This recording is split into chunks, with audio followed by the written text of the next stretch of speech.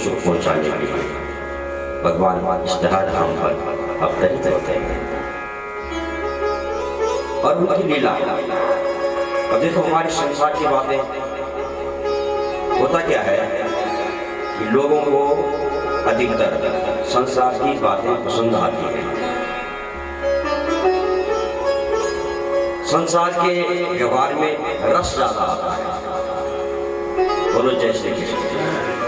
हम घर की बातें करें, सास बहू की बातें करें, पिता पुत्र की बातें करें,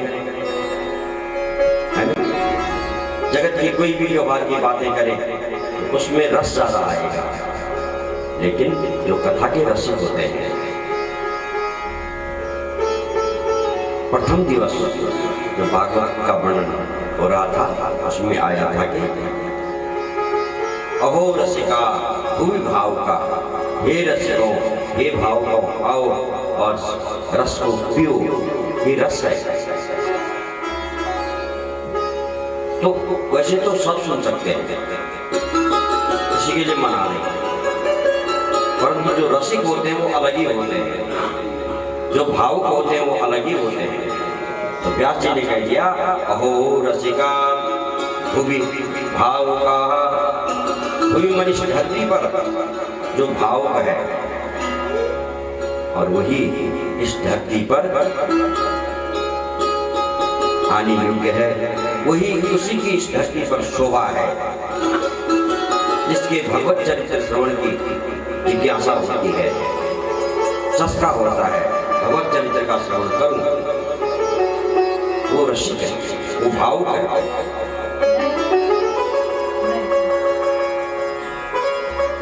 बड़ी अद्भुत लीलाएं हैं भगवान, बाल लीलाएं। तो अब लीलाओं में, बाल लीलाओं में भगवान की एक महत्वपूर्ण लीला है चीर हरने की लीला। गोपियों के साथ भगवान लीला कराते हैं, क्योंकि मुख्य उद्देश्य प्रभु का गोपियों को सुख पहुंचाना था। अभी आगे वर्णन आ रहा है कि गोपी क्यों भगवान उनके लिए इतना परिश्रम कर रहे हैं। कहाँ बैठ से, कहाँ गोलोक धाम, कहाँ सत्यलोक, वहां से आकर के प्रभु यहाँ इस धराधाम पर और गोपियों को सुख पहुंचा रहे हैं। क्यों?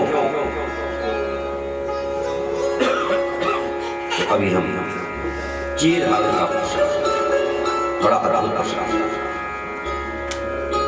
चीर मुझे होता है बस, भगवान ने बस चुराए। गोपांगनानां च दुकूल चौरम, गोपांगनाओं के और गोपियों के वस्त्र चुराए जाते। होता क्या था कि गोपियां साधना कर रही थी। किसकी साधना कर रही थी? भगवान कृष्ण की साधना कर रही थी। उन्हीं के लिए, उन्हीं को प्राप्त करने के लिए साधना कर रही थी, तब कर रही थी। और वो उठती थी प्रातः काल और ठीक 4 बजे यमुना जी में स्नान के लिए जाती थी। और जब स्नान करती थी, हे मंते प्रथमे मासी नंद ब्रज कुमारिका चीरुर हविष्यम पुंजाना काया कात्यायन्यर्चना प्रदम। स्नान करती और स्नान करके 4 बजे यमुना जी में, लेकिन स्नान करती पर गलत काम क्या करती थी? नग्न स्नान करती थी। वस्त्र सब निकाल के, अरे 4 बज रहे, तो हेमंत प्रथमे मास, ये हेमंत ऋतु है ना, कौन?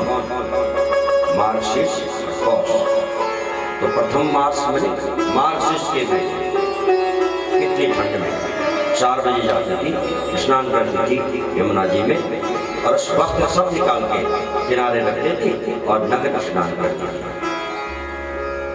हमारे पेट कहते हैं न नग्न स्नाया, नग्न स्नान मत करो। कोई भी स्त्री हो या पुरुष, नग्न स्नान नहीं करना चाहिए। क्यों? उससे वरुण भगवान का, जल के देवता है वरुण, तो भगवान वरुण का अपमान हो जाता है। कहीं भी नहाओ, बाथरूम में नहा रहे हैं, ये मत सोचो यहाँ कौन देख रहा है। नहीं, नग्न स्नान को भद्दा है, नग्न स्नान किसी को नहीं करना चाहिए। कुछ न कुछ वस्त्र जरूर होना चाहिए। लेकिन गोपियां, भगवान ने संकेत भी किया, पर गोपियां तो मस्त है, अपनी साधना कर रही हैं और स्नान करके आती हैं। और कात्यायनी देवी का एक मंदिर है, माँ कात्यायनी का एक मंदिर है, उसमें जाकर के वो माँ की आराधना करती है, पूजा करती है और फिर प्रार्थना करती है, हे माँ कात्यायनी महामाये महायोगिन्यधीश्वरी नंद गोप सुतम देवी पतिमे कुरुते नमः। हे कात्यायनी, हे महामाया, आप ऐसी कृपा करें कि नंद नंदन श्री कृष्णचंद्र भगवान की हम पर कृपा करा देना। ये प्रार्थना करते थे। सुन लिया आपने सुन लिया।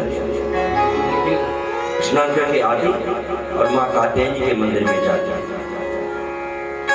आकर के और पूजा करती देवी और प्रार्थना करती, हे माँ कात्यायनी महामाये महायोगिन्यधीश्वरी, आप तो महायोग की अधीश्वरी है, क्या नहीं कर सकती आप। माँ ऐसी कृपा करो कि नंद नंदन भगवान श्री कृष्ण को हमको पति रूप में प्राप्त करा दो। ये उनका उद्देश्य है। तो माँ की आराधना करते हैं कि भगवान कृष्ण जी हम पर कृपा करा दो, उनको पति रूप में हमको प्राप्त करा दो। भगवान ने कहा वो तो ठीक है, लेकिन आप लोग जो नग्न स्नान करते हैं, मैंने सुना है, शिकायत आई है, तो वो नहीं होना चाहिए। गोपियों ने कहा कौन देखता है 4 बजे हम गंगा जी में यमुना जी में स्नान करते हैं। तो भगवान ने काफी उद्यम किया,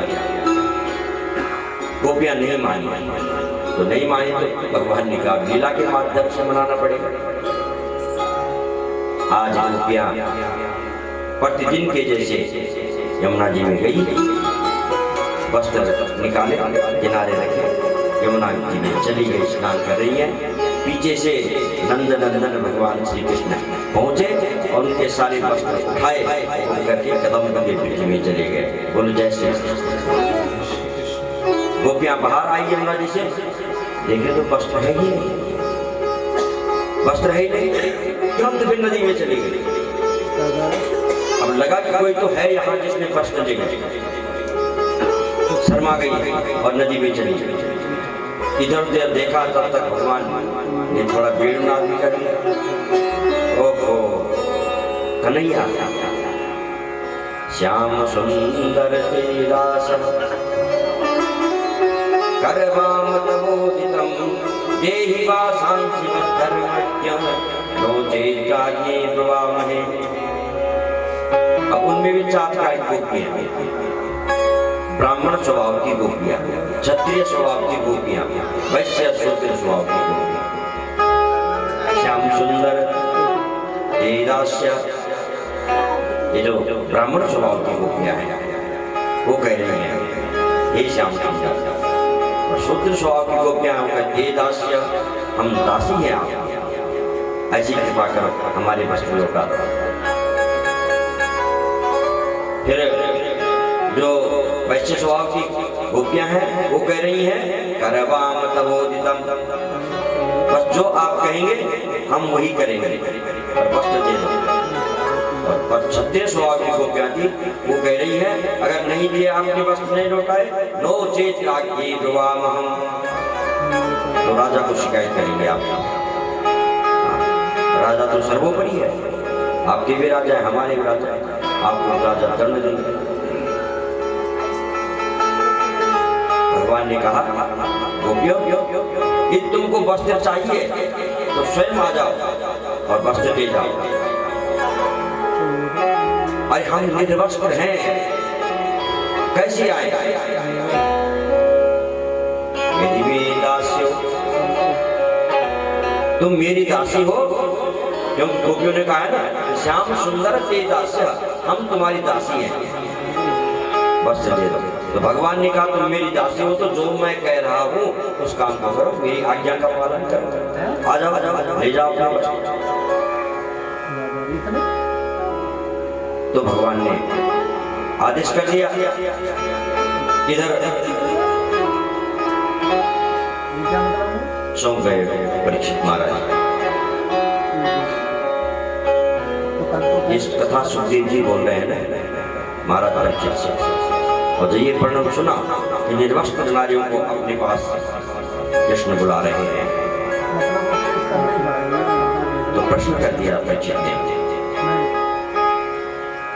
हे गुरुदेव, इस प्रकार भगवान का निर्वस्त्र नारियों को अपने पास बुलाना, क्या ये मर्यादा है?